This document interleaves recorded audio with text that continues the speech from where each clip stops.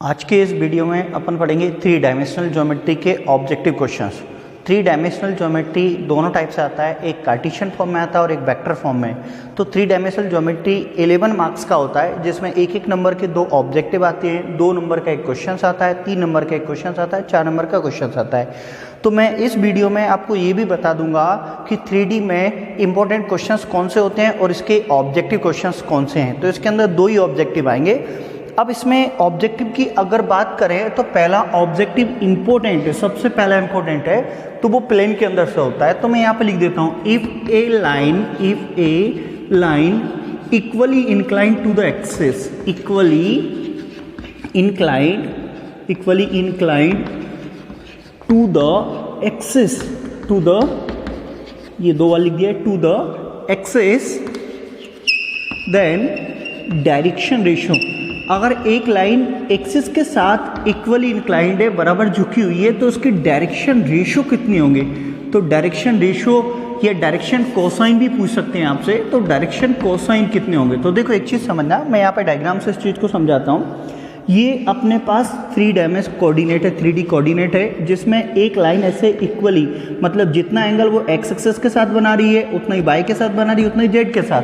तो ये इसका जो आंसर आएगा वो आएगा +-1/में √3 +-1/में √3 +-1/में √3। तो ये एक इंपॉर्टेंट क्वेश्चन है। तो क्वेश्चन वापस से सुने, if a line equally inclined to the axis then direction cosine. एक लाइन एक्सिस के साथ बराबर कोण बना रही है, इक्वल कोण बना रही है, एंगल बना रही है, तो उसके डायरेक्शन कोसाइन ये होंगे। अब कई बच्चे को क्वेश्चन याद नहीं रहता है, तो आप आंसर में देखना, जहाँ पे आपको आंसर में +-1/√3 +-1/√3 +-1/√3 दिखे, उसको टिक कर देना। लेकिन कभी कभी 1 वर्ड में भी आ जाता है। दूसरा, अब यहाँ पे आपने जनरल इक्वेशन ऑफ प्लेन तो पढ़ी होगी, जो कि क्या होती है, ax + by + cz + d = 0। अब यहाँ पे x एक्सिस के पैरेलल, x एक्सिस के पैरेलल प्लेन की जो इक्वेशंस होती है, parallel plane equation, x axis के पैरेलल प्लेन इक्वेशन जो होती है, तो वो क्या होगी आपके पास यहाँ पे, वो होती है by + cz + d = 0। तो आपको ऑब्जेक्टिव में यही आ जाता है कि एक्स एक्सिस के पैरेलल प्लेन की इक्वेशन, तो जो जनरल इक्वेशन होती है वो होती है आपकी ax + by + cz + d = 0। तो देखो मैं याद करने का तरीका बताता हूँ।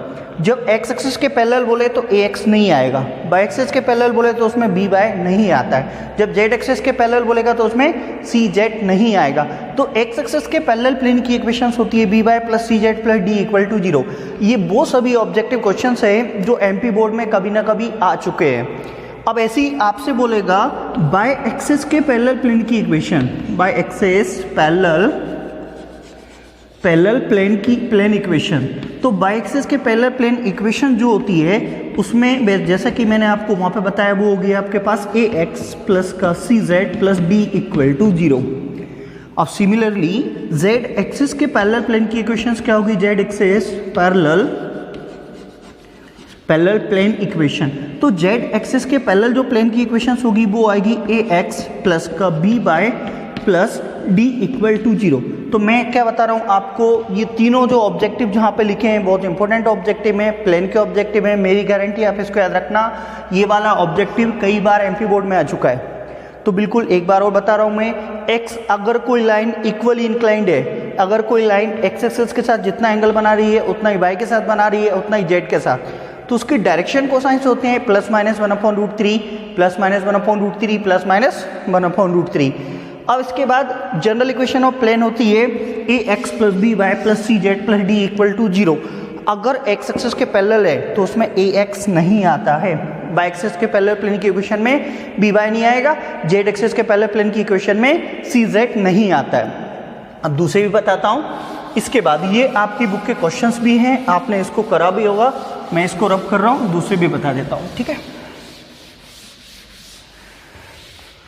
अब देखिए एक और चीज है, अगर आपसे बोले ये कोऑर्डिनेट है अपना, तो मैं बता देता हूँ यहाँ पे ये कोऑर्डिनेट है, और कोऑर्डिनेट में ये अपने पास एक्स एक्सिस है, ये वाई एक्सिस है और ये जेड है। तो तो ये एक्स वाई प्लेन है, तो एक्स वाई प्लेन पर जेड की वैल्यू 0 होती है, तो उसकी अगर मैं प्लेन की इक्वेशंस बनाऊं तो क्या बचेगा, 0x प्लस का 0y plus Z equal to 1 बचे, जेड इक्वल टू 0 बनेगी। अब इसको मैं अगर जनरल इक्वेशन ऑफ प्लेन से कंपेयर करूं तो इसके डायरेक्शन रेशो कितने आएंगे, 0 0 1 आएंगे, कितने आएंगे, 0 0 1।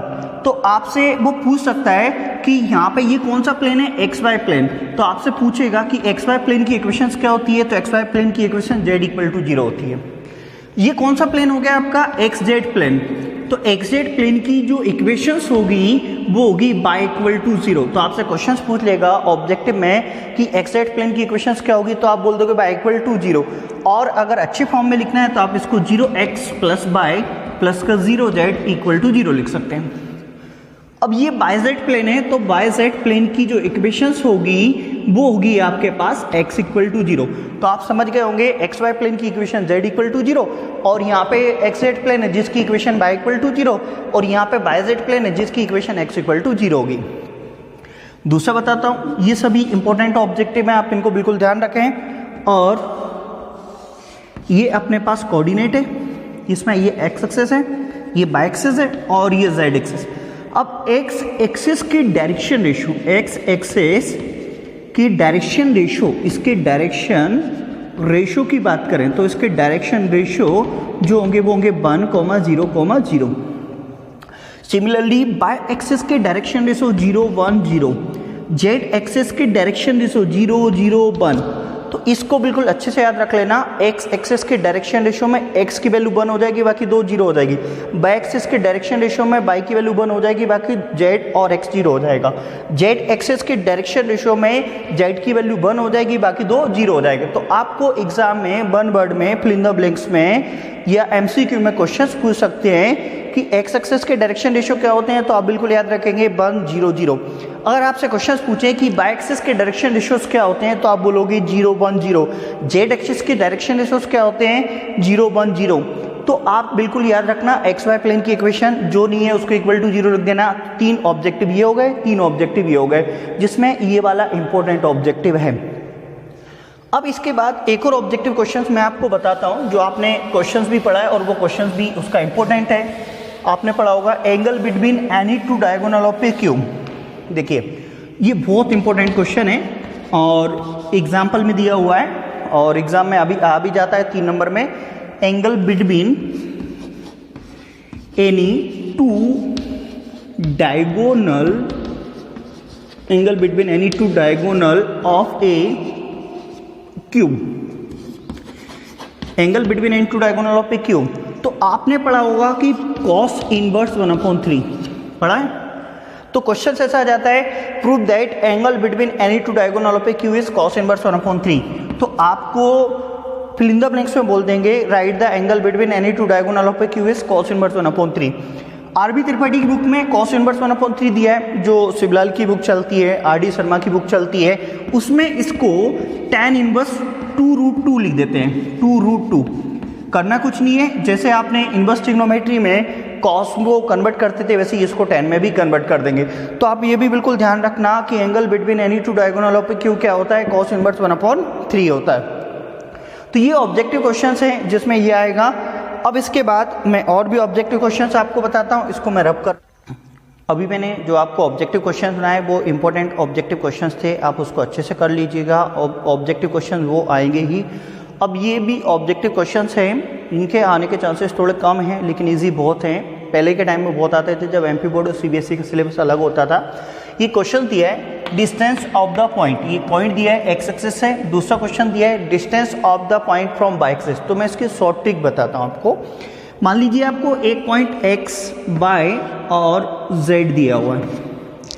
अब वो आपसे अगर बोले कि एक्स एक्सिस से इसकी डिस्टेंस निकालो, या आपसे बोले वाई एक्सिस से इसकी डिस्टेंस निकालो, या आपसे बोले जेड एक्सिस से इसकी डिस्टेंस निकालो, तो इसका डायरेक्ट फार्मूला अगर एक्स एक्सिस से डिस्टेंस निकाले तो y square plus z square. ठीक है, ऐसा क्यों होता है वो भी मैं बता रहा हूँ। अगर वाई एक्सिस से आपको बोले तो अंडर रूट के अंदर x square plus z square, मतलब जिससे निकालना है उसको छोड़ देंगे। इसी जेड एक्सिस से अगर आपसे बोले तो एक्स स्क्वायर प्लस का वाई स्क्वायर।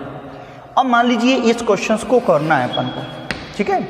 इसमें कौन से एक्सिस से बोला है उसने, एक्स एक्सिस से बोला है, और पॉइंट क्या दिया है अपन को, ये वाला पॉइंट दिया है, तो यही कर देते हैं। अब एक्स एक्सिस से बोला है तो एक्स को छोड़कर बाकी दो पॉइंट, तो अंडर रूट के अंदर 2 का स्क्वायर प्लस 5 का स्क्वायर, अब 2 का स्क्वायर अंडर रूट के अंदर 4 हो जाएगा, 5 के अंदर पॉइंट हो जाएगा, तो अंडर रूट के अंदर कितना आ जाएगा 29। तो ये आपके पास आंसर सेकंड वाला आ गया। तो आप समझ गए होंगे, जब आपको एक्स एक्सिस से डिस्टेंस फाइंड करने को बोले तो एक्स को छोड़ के बाय और जेड का स्क्वायर निकाल लेना, जब बाय एक्सिस से बोले तो बाय को छोड़कर x square plus z square, जब जेड से बोले तो x square plus y square. अब ये जो दूसरा दिया है इसमें किससे निकालना है आपको, बाय एक्सिस से।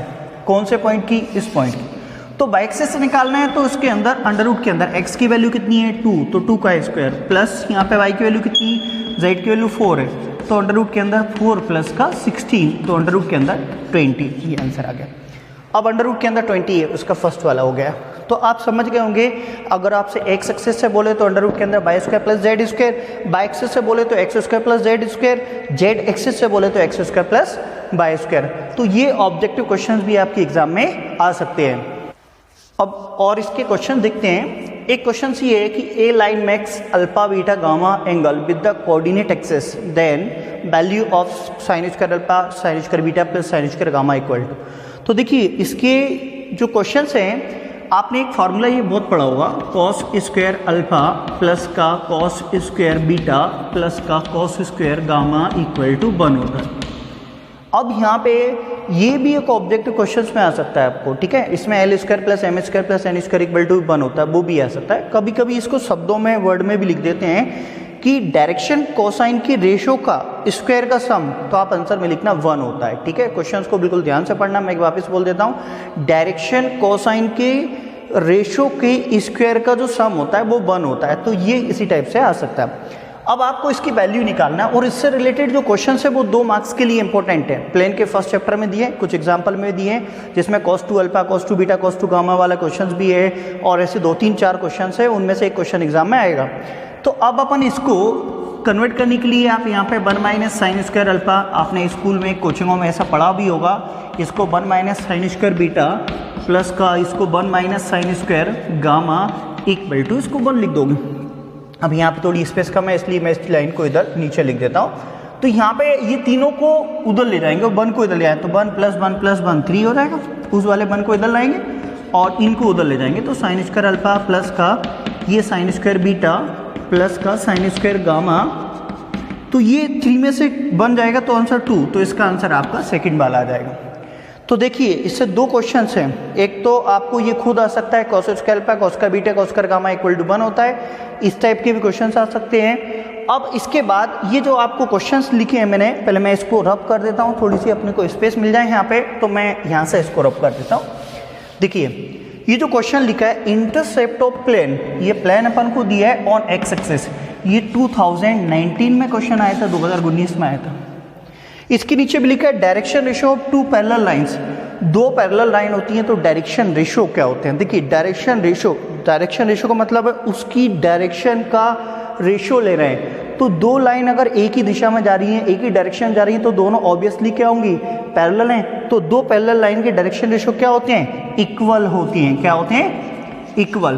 तो आप इसमें याद रखना, ये वाले क्वेश्चन में direction ratio of 2 parallel line will be equal. ये 2019 में 2019 में क्वेश्चन आया था एमपी बोर्ड में। अब ऊपर वाला जो क्वेश्चन है मैं अभी सॉल्व कर रहा हूँ उसको, उन्हें बोला है कि एक्स एक्सिस का इंटरसेप्ट क्या होगा। तो देखो आपने प्लेन का इंटरसेप्ट फॉर्म पढ़ा होगा, x upon a plus y upon b plus z upon c equal to 1 होता है। तो इसका 5 का दोनों साइड डिवाइड कर देंगे, तो ये 2x प्लस 5 माइनस z, इधर भी 5 का डिवाइड कर देंगे, इधर भी 5 का। आपको पता होगा इंटरसेप्ट फॉर्म में कन्वर्ट करने के लिए यहाँ अलग अलग लिख देंगे, 2x अपॉन 5 हो जाएगा प्लस का y अपॉन 5 हो जाएगा, और ये माइनस का z अपॉन 5 इक्वल टू 1 हो जाएगा। ये दोनों कैंसिल हो जाएंगे, इससे 1 हो जाएगा। अब इसको अपन ऐसा लिख सकते हैं, मैं इधर लिख देता हूँ, तो x अपॉन में ये क्या हो जाएगा 5 अपॉन 2 प्लस y अपॉन 5 है प्लस का z अपॉन 5, माइनस को नीचे ले आते इक्वल टू 1। अब आप इसको अगर कंपेयर करो intercept form x upon a plus y upon b plus z upon c equal to 1 से, तो x एक्सिस का जो इंटरसेप्ट है वो 5 अपॉन 2 बाई एक्सिस का इंटरसेप्ट फॉर्म है वो कितना है 5, जेड एक्सिस का इंटरसेप्ट फॉर्म कितना है -5। तो इनने अपन से एक्स एक्सिस का इंटरसेप्ट पूछा था जो कितना होगा 5/2। तो आप इसके फिल इन द ब्लैंक्स में 5/2 लिख दोगे, ठीक है। तो आपसे इंटरसेप्ट फॉर्म भी पूछ सकते हैं कि एक्स एक्सिस का इंटरसेप्ट क्या होगा, बाई एक्सिस का इंटरसेप्ट फॉर्म क्या होगा। तो जो भी सामने दिया है उसका दोनों साइड डिवाइड करके उसके स्टैंडर्ड फॉर्म में कन्वर्ट कर देना, उससे निकाल लेना, ठीक है। इसके लिए भी मैं शॉर्ट ट्रिक बना देता हूँ, तो आप उससे भी कर लोगे, जल्दी आंसर आएगा, ठीक है। मैं इसको रब करके आपको इंटरसेप्ट की भी शॉर्ट ट्रिक बना देता हूँ। देखिए, ये जनरल इक्वेशन ऑफ प्लेन होती है ax प्लस का by plus 6z plus d equal to 0। अब इसको -d को मैं उधर ले जाता हूँ, तो ये बचेगा ax प्लस का by प्लस का 6z equal to -d। -d का दोनों साइड डिवाइड करेंगे तो अलग अलग हो जाएगा, मैं डायरेक्ट कर देता हूँ, ax अपॉन -d हो जाएगा प्लस का by अपॉन -d हो जाएगा plus 6z upon -d equal to 1 बचेगा। अब यहाँ से अगर इनको मैं अलग अलग करूँ तो x अपॉन में माइनस का d अपॉन में a हो जाएगा, प्लस का y अपॉन में माइनस का d अपॉन b हो जाएगा, प्लस का z अपॉन में माइनस का d अपॉन c हो जाएगा। तो आपसे अगर x एक्सिस का इंटरसेप्ट पूछे तो डायरेक्टली मिल गया आपको -d upon a। By axis का इंटरसेप्ट क्या होता है -d upon b। Z axis का इंटरसेप्ट क्या होता है -d अपॉन में c। तो आप ऐसे भी कर सकते हैं, ऐसे भी कर सकते हैं। ये दोनों ही लास्ट ईयर एग्जाम में पूछे थे, इंपॉर्टेंट क्वेश्चन है, आप बिल्कुल अच्छे से इसको कर लेना, ठीक है। एक चीज़ और मैं आपको बताता हूँ, मैं इसको यहाँ से रब करता हूँ। आपने पढ़ा होगा कि angle between two lines, angle between two planes, तो उसके लिए फॉर्मूला होता है cos theta equal to a1a2 plus b1b2 plus c1c2 upon में √a1 square b1 square second under root में a2 square b2 square c2 square. अब आपसे पूछेंगे वो एंगल बिटवीन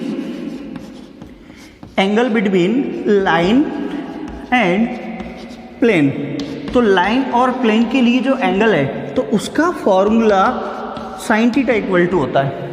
अब ये यहाँ पे a1 a2 plus b1 b2 plus c1 c2 upon में अंडर रूट के अंदर फॉर्मूला वही होता है, बस कॉस की जगह साइन आ जाता है।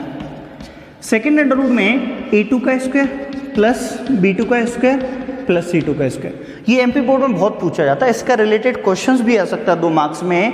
एंगल देखो, इसको ऐसे याद रखना कि समान चीज़ों के बीच में एंगल निकालना है, मतलब लाइन के बिटवीन एंगल निकालना है तो कॉस थीटा का फार्मूला लगेगा, प्लेन के बिटवीन एंगल निकालना है तो कॉस थीटा का फार्मूला लगेगा। लेकिन अगर लाइन और प्लेन के बिटवीन एंगल निकालना है तो फार्मूला वही होगा, बट साइन थीटा आ जाएगा और कंडीशन चेंज हो जाएगी। जो उसकी परपेंडिकुलर कंडीशन थी वो पैरेलल की, और जो पैरेलल की थी वो परपेंडिकुलर। तो ये कंडीशंस भी पूछ सकती हैं, तो मैं इसकी पैरेलल कंडीशंस लिखता हूँ। तो पैरेलल कंडीशंस क्या होगी, a1 a2 plus b1 b2 plus c1 c2 equal to 0। क्यों होगी, क्योंकि पैरेलल अगर हैं तो एंगल कितना होगा 0, उस एंगल 0 को यहाँ रखो, साइन 0 को वैल्यू 0, ये पूरा 0 हो जाएगा। दूसरा, अगर परपेंडिकुलर हैं तो परपेंडिकुलर की जो कंडीशंस होगी वो होगी आपके पास a1 upon a2 equal to में b1 upon b2 equal to में c1 अपॉन c2। इससे रिलेटेड ऑब्जेक्टिव एग्जाम में आ सकता है, कंफ्यूज नहीं होना है। आपको बोल सकता है angle between line and plane, तो आप ये फार्मूला लगा दोगे। ये बोलेगा कि पैरेलल की कंडीशंस, तो वो जो परपेंडिकुलर की होती है वो पैरेलल की हो जाती है, जो पैरेलल की होती है वो परपेंडिकुलर की हो जाती है। देखिए, अभी 3D में प्लेन और स्ट्रेट लाइन दोनों हैं, इसका वेक्टर फॉर्म भी है, कार्टेशियन फॉर्म। 3D में अगर अपन कार्टेशियन फॉर्म की बात करें तो प्लेन के क्वेश्चंस इंपॉर्टेंट होते हैं और वेक्टर में लाइन के क्वेश्चंस इंपॉर्टेंट होते हैं। अभी इसी वीडियो में मैं आपको इसके इंपॉर्टेंट क्वेश्चंस भी बता दूंगा। पहले 1-2 क्वेश्चंस और बता देता हूं। उसके अंदर ये क्वेश्चंस है कि एक लाइन है जो x axis, y axis, z axis के साथ अल्फा बीटा गामा एंगल बनाती है, तो sine square alpha plus sine square beta minus cos square gamma equal to क्या होगा। ये क्वेश्चंस भी है जो 2 नंबर प्रूव करने को जाता है। तो देखो, पहली चीज़ तो मेरे को डायरेक्ट दिख रहा है, अपन ने 12th में पढ़ा है कि जितने भी ऐसे क्वेश्चन पढ़े हैं सबका आंसर पाई के फॉर्म में आता ही नहीं, तो मेरे को आंसर तो सामने भी दिख रहा है, पर बन आएगा। पर प्रूव करके इसको प्रूव करना है तो फॉर्मूला वही लगेगा, कॉस स्क्वायर अल्फा प्लस का कॉस स्क्वायर बीटा प्लस का cos square gamma equal to 1। तो ये आप यहाँ पे इसको साइन में कन्वर्ट कर दो। यहाँ पे साइन में कौन कौन कन्वर्ट हुआ है, अल्फा और बीटा कन्वर्ट हुआ है, तो उसको कन्वर्ट कर दो। तो इसको आप लिख दोगे 1 minus sine square alpha plus इसको 1 minus sine square beta, cos को कन्वर्ट नहीं करो क्योंकि कॉस उसमें हुआ ही नहीं है, तो ये हो जाएगा cos square gamma equal to 1।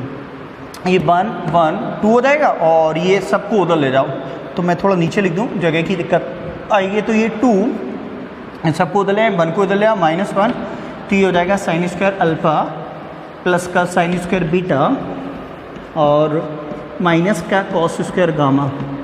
तो ये आपके आंसर 1 बचेगा, तो 1 वैसे भी दिख रहा था। ठीक है, अब तो मैं इसको रब कर देता हूँ। ये क्वेश्चंस भी है जिसको आप प्रूव कर सकते हैं, 2 नंबर में आ भी सकता है। और ये चीज़ें ये बोल रहा है if the direction ratio of A line, एक लाइन के डायरेक्शन रेशो दी है तो डायरेक्शन कोसाइंस क्या होंगे। तो आपने डायरेक्शन रेशो स्मॉल ABC होते हैं, डायरेक्शन कोसाइन के लिए फार्मूला भी पढ़ा होगा आपने, a/√, के अंदर a² प्लस का b² प्लस c²। ऐसे ही m इक्वल टू में आपने पढ़ा होगा b/√, के अंदर a² प्लस का b² प्लस का c²। ऐसे ही n इक्वल टू c/√, के अंदर a² प्लस का b² प्लस c²। तो ये a हो गया, ये b हो गया, c हो गया, इसमें रख दो। तो l इक्वल टू 1/√, के अंदर 1 का स्क्वायर प्लस 2 का स्क्वायर प्लस 3 का स्क्वायर। तो l इक्वल टू में तो 1/4 प्लस 9 और 1 तो √14। ये बाकी मैं डायरेक्ट लिख देता हूँ, m इक्वल टू 2/√14 हो जाएगा और n इक्वल टू में 3/√14 हो जाएगा। तो इस टाइप से आ सकते हैं क्वेश्चंस। ठीक है, अब मैं इसी के वेक्टर में भी बता देता हूँ और इसको रब कर देता हूँ। बिल्कुल आप एक चीज़ अच्छे से ध्यान रख लेना, MP बोर्ड में यूनिट वेक्टर की डेफिनेशंस लिखने को आ सकती है, यूनिट वेक्टर का फार्मूला आ सकता है। तो ये आएगा यूनिट वेक्टर का जो डेफिनेशंस होती है, तो आप इस चीज़ को अच्छे से ध्यान रखना। यूनिट वेक्टर का फॉर्मूला आपको लिखने को 1 नंबर में आ सकता है। तो unit vector a equal to होता है a वेक्टर अपॉन में mod of a vector.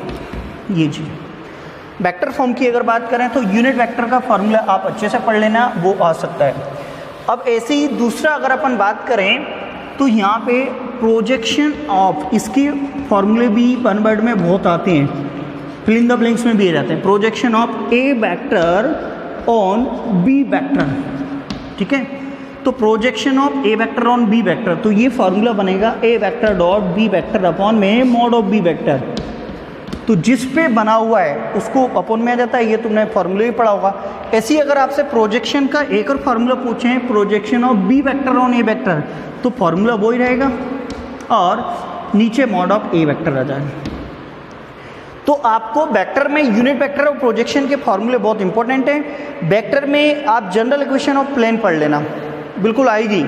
General equation of plane की जो फॉर्मूला होता है, मैं यहाँ पे लिख देता हूँ, general equation of plane, general equation of plane in vector form, तो वो होती है r vector dot n equal to d.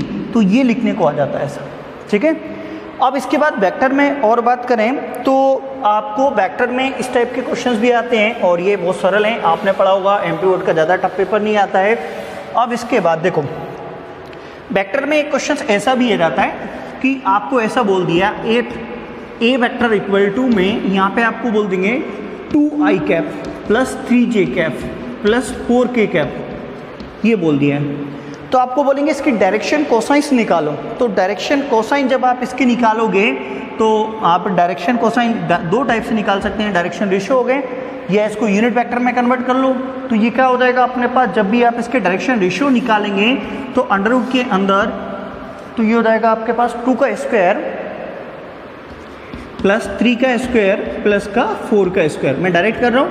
तो ये हो जाएगा 2 अपॉन में 4 प्लस 9 प्लस 16, तो ये हो जाएगा 9 प्लस 16 25, अंडर रूट के अंदर 29 आई कैप प्लस का 3 अपॉन अंडर रूट के अंदर 29 जे कैप प्लस का 4 अपॉन में अंडर रूट के अंदर 29 के कैप।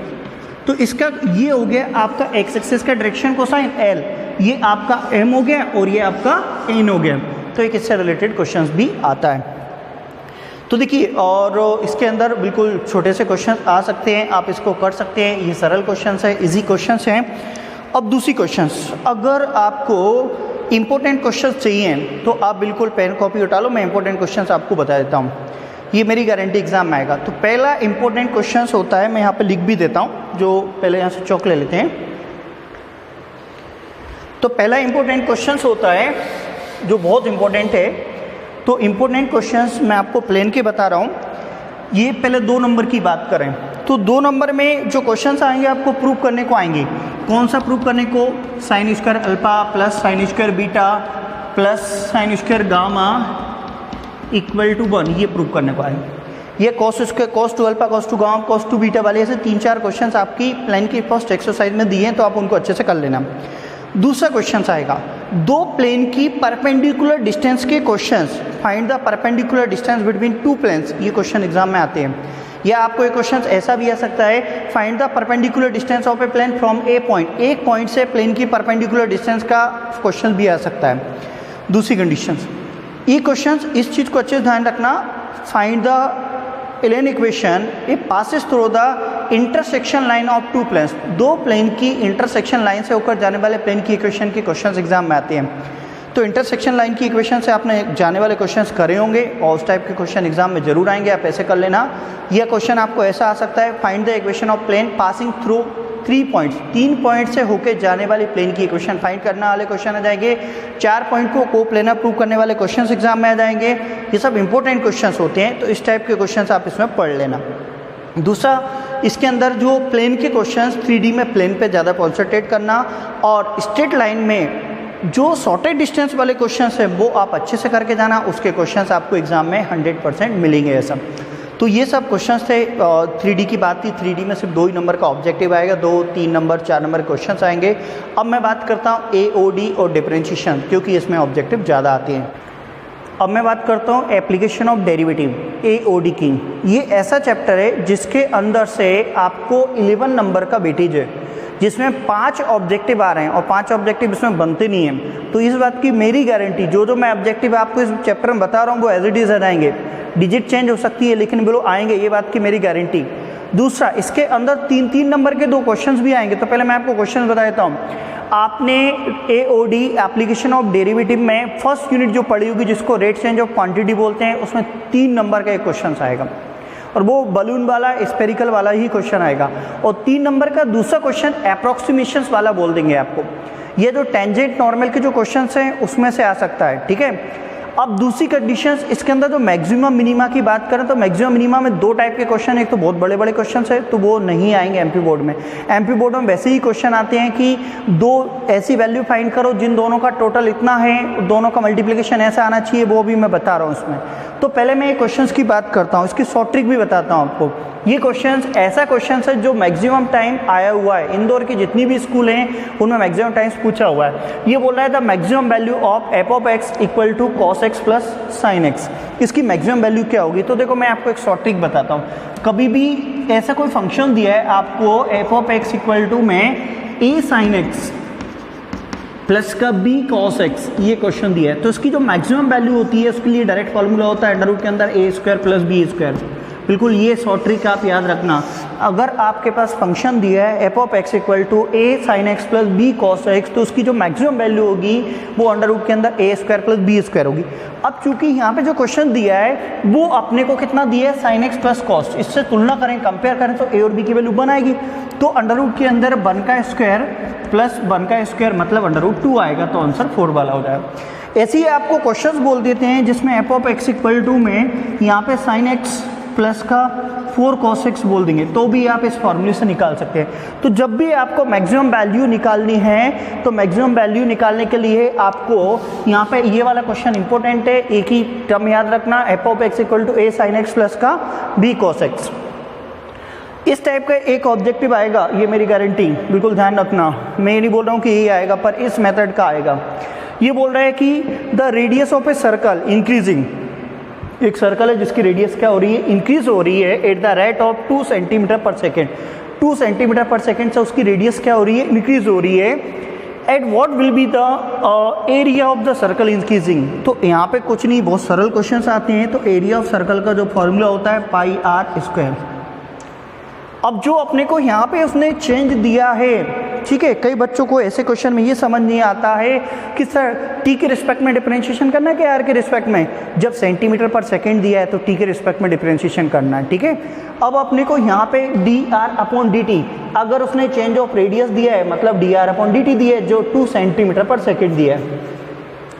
अगर चेंज ऑफ एरिया दिया है तो d a upon d t होता है, change of volume d b upon d t होता है। अब इसका जब मैं डिफरेंशिएशन करूंगा तो ये हो जाएगा डी ए अपॉन में डी टी स्मॉल टी, तो ये हो जाएगा 2 पाई और d r upon d t. R का डिफरेंशिएशन 2 इंटू आर की पावर 2-1 और आर का वापिस करेंगे तो वो हो जाएगा 2 R D r upon d T. अब यहाँ पे सिंपल वैल्यू रख दो, आर की वैल्यू कितनी है आपके पास, तो आर की वैल्यू उसने शायद 10 दे रखी है, ये 10 सेंटीमीटर। तो आर की वैल्यू आप यहाँ पे अपने पास कितना है 2 पाई, आर की जगह 10 रख दिए और डी आर अपॉन डी की वैल्यू 2 रख दी, तो ये कितना हो जाएगा अपने पास 40 पाई सेंटीमीटर स्क्वायर पर सेकेंड। तो आपका आंसर ये वाला मिला। तो आप समझ गए होंगे ये वाले क्वेश्चंस की ट्रिक और ये वाले क्वेश्चन की ट्रिक, ये दोनों ही बहुत इंपॉर्टेंट है एग्जाम में, ये भी आएगा ये भी आएगा। आगे मैं दूसरा करता हूँ।